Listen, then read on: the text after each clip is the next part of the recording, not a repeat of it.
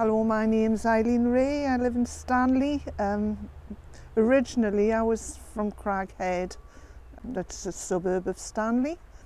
I'm 73-year-old and quite happy.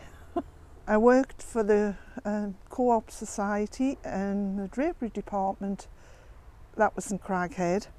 And then I left there and I went to work for John Barron on the trading estate at Gateshead. I was a stock control clerk there.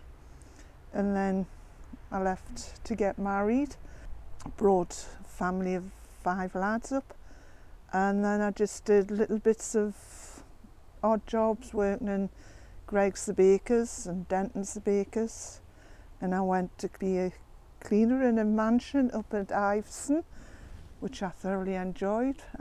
Loved that because I used to pretend it was my house. And then I left there. Unfortunately, I had to have an operation, so I had to leave there, and since then I've just looked after, well, the family really. The mine, the pit was just out the front, you know, so I used to just go around there, and well, when I was young, going to school, I used to take my dad's bait round, you know, and I used to sit with him because he worked on bank, and I used to sit with him while he was having his bait, and he would sometimes let us ride down the mine and come back up again with the miners, which was an experience. It was a little thriving community. There was plenty of good shops, you know. There were, like I say, there was the Co-op, there was a little local cinema. There was Danny Armstrong, the fish shop. Mr. Johnson had the paper shop and the post office. Oh dear, there was, well, I shouldn't probably say this, but everybody will know it. There was a little shop, and it was called Dirty Meg's. You called her Meg Armstrong. You could buy anything and everything in that shop. You name it, you could buy it. She even had a fish and chip range, you know, like the range. And she used to have that stored up with full, but with different things, you know, like well, boxes of anything. But if she fancied firing the range up, she would empty everything out and put the dripping in, and she would do, like, one night she would do fish and chips or whatever, and then clean it out and just store everything back in, you know. She was a real character, Dirty Meg. She was, I mean, you know, that's what everybody called her. Verna Carr, she had a little shop. It was just a hut, and it was down in the gardens, the allotments, and she was another one. You could buy practically anything there, you know. She was a really nice person. Well, she still is a really nice person. And when the kids went in, you know, she wouldn't, you know, used to get penny mix-ups or 10p mix-ups. She used to give them loads and wouldn't charge, you know. She wouldn't, or she would say, oh, we'll get it another time, you know. She was a real good friend to my mother. You know, she was nice to everybody, really. She had a little thriving business there. And her husband, well, a second husband, he was a blacksmith in the pit yard, and he worked for a man called Jackie Blackett, and he used to make boots and do repairs for the pitmen, you know. And then, and then there's another thing, there was the pit canteen, and you could go in there and you could get pies and peas, and you used to take a flask, you know, and get the pies and peas. And my mother worked there a little while in the canteen, and that was a little thriving business, because people would say, oh well, and it was quite cheap, you know, rather than stand and make dinner, we'd just go over there and get a couple of big pies, you know, and some peas, and you do chips and that, and then just bring them back and put them out, and they were piping hot, and then you just take the plates and things back, you know, to the thing. It was a real good little thriving community. I really lived it. When you used to go into the pit yard, there was the big gates, and there was the way where the wagons used to get weighed, going in empty, and then when they were coming out full of coal, they got weighed again, you know. And just to the left of that was the canteen, And then there was the pit baths just opposite, which a lot of men didn't use, but my dad did. He preferred having a shower and a bath at the pit baths rather than coming home. And for all we were one of the modern houses. We had a bath in the kitchen, you know, and you used to put a lid over like a shelf over the top to hide it. And then just didn't like, you didn't like using the one at home, you know, you thought it was inconvenient. There was no local dances there. I used to love going dancing, but we used to go to Chesley Street or Castle's Ballroom at Anfield Plain. We never used to venture up into concert though, for some reason.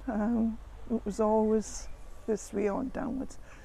But yes, I had a real good, I really loved living in Craighead, you know. And then it's not really a thriving community now, which is a sin because, you know, there's plenty of opportunities here for people to come and put money into it, you know, but for some reason people are going up to concert or other areas, you know.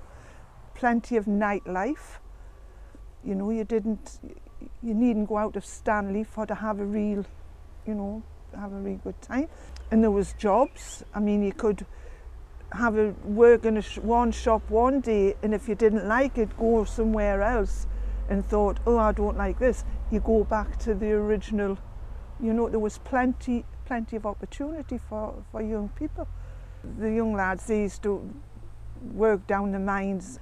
I mean, the Craighead pit closed in 1968, but there was Ransom and Malls, the ball bearing factory at Greencroft, or like my brother, they used to work at the Considine Company, or the Ransom and Malls, or the women went to work in the Webb Way, or the glove factory, Pinkham's glove factory at Stanley. There was plenty of work, and it was varied. You know, it wasn't like just one thing. You could, I mean, we used to travel to like I say, the trading estate when I went there to Gateshead, but there was a bus supplied. You know, you didn't have to use public transport. It was a private bus, and they used to pick you up at different points, take you. When you've finished work, they would come back on the bus, you know. And you just like paid a subsidy bus fare, you know, so that you didn't have to use public transport. It was hard work being a single parent, you know. It was really hard work, but at the same time I wouldn't have had it any other way. I loved it, you know.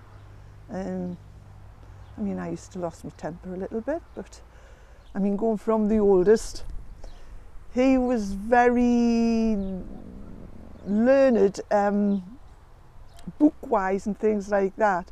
No common sense. Stephen, he could take things to bits and put them out and put it back together. He was good at building things. If he was inside of a motorbike or building skateboards or whatever, he was happy. And he used to like to go out with the ferrets, you know, and polecats and that. He used to like doing that. David, well, we used to always say David was a poser, but I mean, he was 16 when he left home, you know, and he's been all over the world. Well, he's resident in New Zealand now, very happy. Martin, I would say he was a little bit of a joker. He could get on well with anybody, really. Sometimes he's very outspoken. And Keith's very introvert, I would say. He's quiet until he's roused. He's the babby of the family, you know. But all in all nice, good lads, you know. I mean, I wouldn't say any of them were perfect, they're not, but the first one, Kevin, was born in 1964, which his dad was in work, you know. But by the time Keith came along in 74, it was starting to, you know, be depressing. But you see, we were going to go to South Africa to live, but I couldn't get permission of the dad. But I'm pleased in a way, because if I'd gone to South Africa, I wouldn't have seen like the last few years of my dad, you know. But I had real good help where my mum was, you know. She was my backbone, really. You know, I couldn't have survived bringing 5 lads up on my own if I didn't have, like, sort of, you know, her about, you know.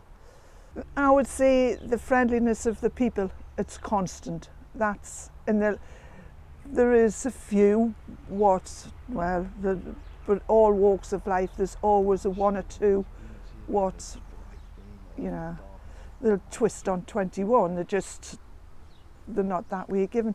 But the majority, I would say, are very friendly, helpful. I would say that's constant, but I've got fantastic neighbours, you know, and we all pull together. You couldn't meet any better because they're very friendly, you know, and they help one another. I could honestly say I've had a happy life living around here. Now I'm in my twilight years, shall I say. I'm quite content being here.